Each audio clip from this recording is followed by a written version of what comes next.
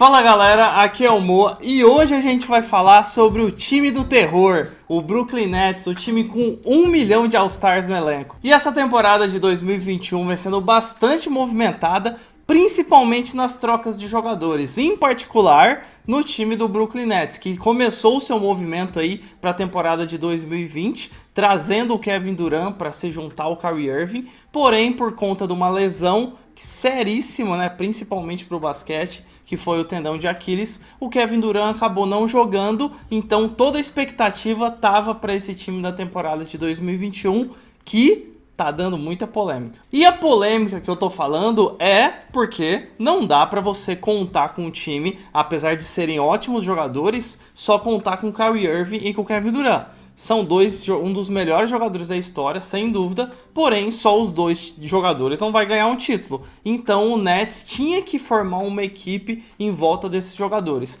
E tudo começou no comecinho dessa temporada de 2021, com toda a crise ali na relação entre o James Harden e o Houston Rockets, e a troca foi feita. A troca que envolveu 3 equipes, basicamente, fora o Brooklyn Nets, é lógico. Então essas 3 equipes foram o Houston Rockets, o Pacers e o Cleveland Cavaliers. Nessa troca que trouxe o James Harden pro Brooklyn Nets para fazer esse Big Three, o Brooklyn Nets acabou sacrificando todo o futuro da equipe, mandando pick swaps, picks do draft e jovens jogadores como o pivô de Jarrett Allen. E agora, recentemente, veio mais jogadores ainda para dar mais polêmica, porque já estavam falando do Nets, porque formou esse Big Three com o Harden, com o Irving, com o Durant, já estavam falando desse time. Agora, nessa trade deadline, aconteceu mais coisa ainda para apimentar essa polêmica.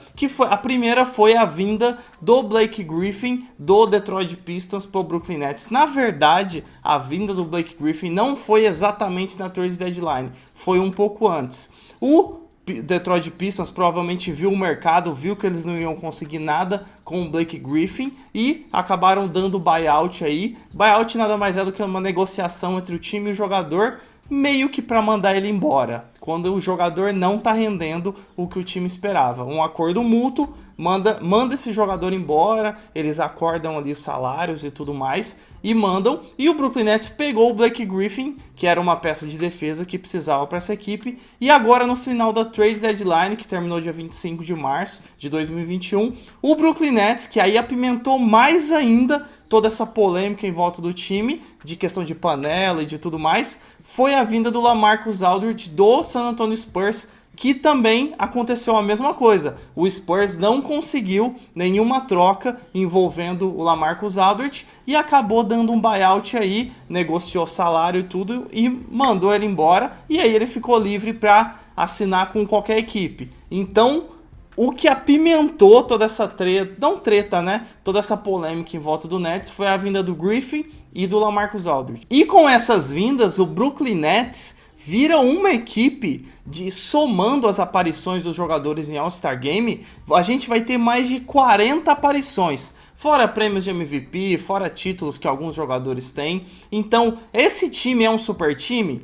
Na teoria, sim. No papel, imagina só, Kyrie Irving, Harden, Kevin Durant, Blake Griffin, LaMarcus Aldridge, não parece um time da NBA 2K? E aí fica toda essa polêmica que eu comentei. Pô, é panela ou não é panela esse time? Sobre panela, hoje eu vou focar em falar sobre esse Brooklyn Nets para temporada, mas sobre panela eu vou fazer um outro episódio só falando sobre isso. Voltando agora pro Brooklyn Nets, como eu falei, não parece um time da NBA 2K? Fora isso, no banco, o Brooklyn Nets provavelmente vai contar com DeAndre Jordan, Joe Harris, o Landry Shamet, o Jeff Green e também o Shumpert, né? Que é aquele que jogou lá no Cleveland. O Shumpert tá jogando poucos minutos, mas é uma peça ali, já tá quase no final da carreira, mas pode ajudar às vezes.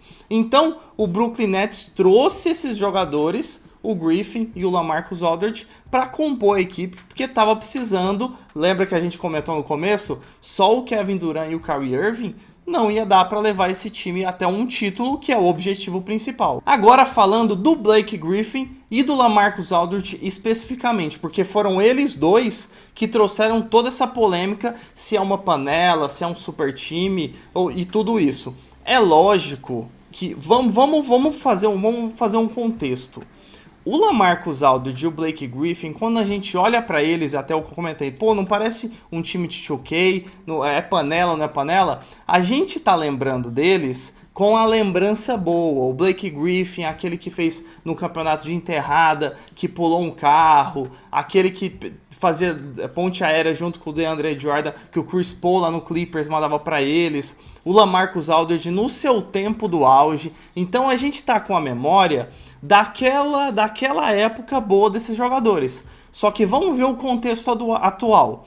Se o Pistons e o Spurs deram um buyout nesses jogadores, quer dizer que eles estão bem longe do auge.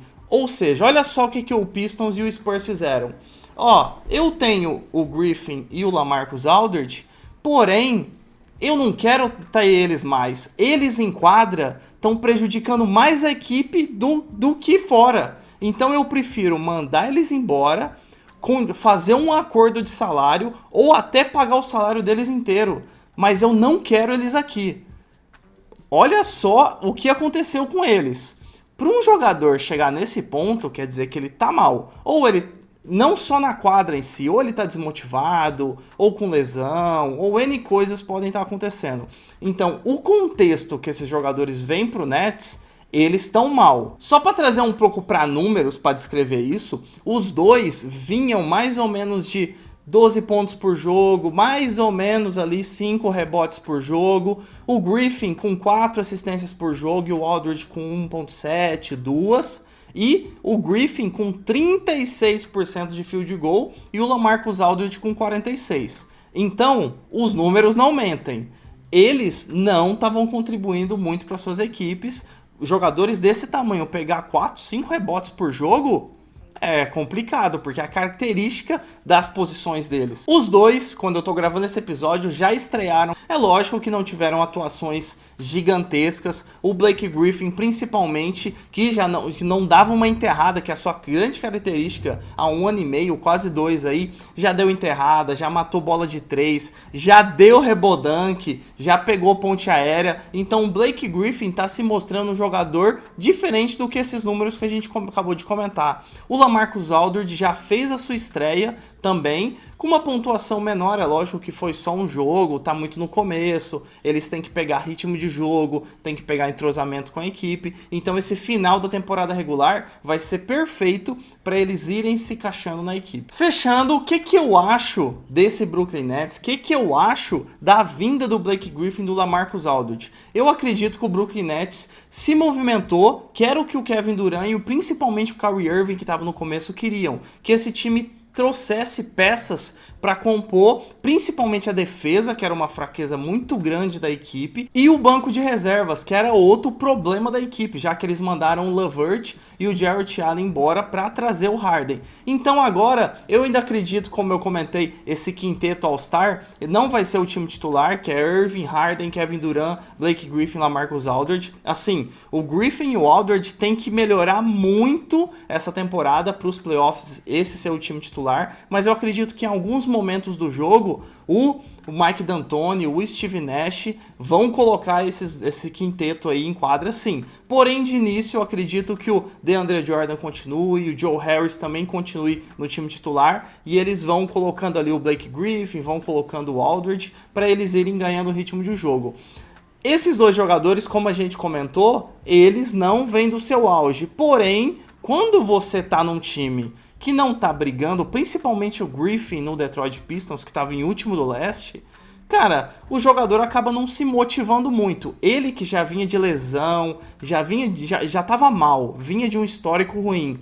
O LaMarcus Aldridge estava no Spurs, o Spurs tá bem nessa temporada, com a liderança lá, principalmente do DeMar DeRozan. Porém, mesmo assim, ele não tava encaixando na equipe.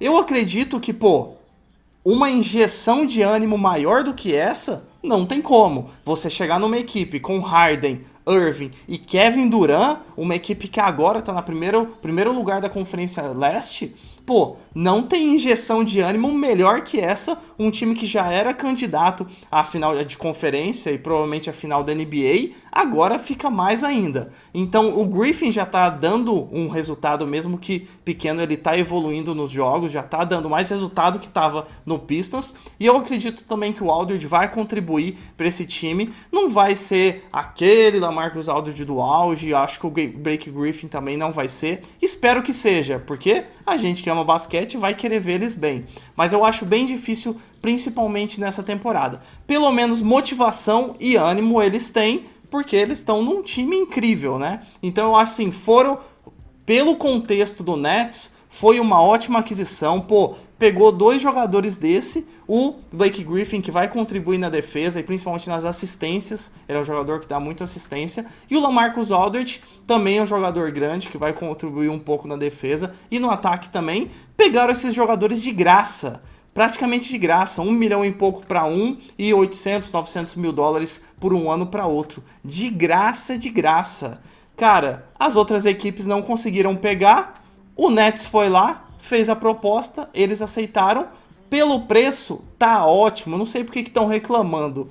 Então, pelo preço, o Nets mandou muito bem, os jogadores também mandaram muito bem, agregaram em um time que pode ser campeão, que pode chegar à final. Agora resta a gente esperar e ver se realmente vai dar certo. Eu tô apostando que esse time tem tudo para chegar na final de conferência e na final da NBA. Então é isso, galera. Eu vou deixar mais 2 vídeos para você continuar aqui no Rebodunk. Pô, clica aqui no botão, se inscreva no canal Rebodunk para ajudar a gente aí na primeira meta a chegar nos 1000 inscritos do canal e compartilha esse episódio pra gente trazer mais inscritos e pra gente disseminar cada vez mais o basquete aí no nosso Brasilzão afora.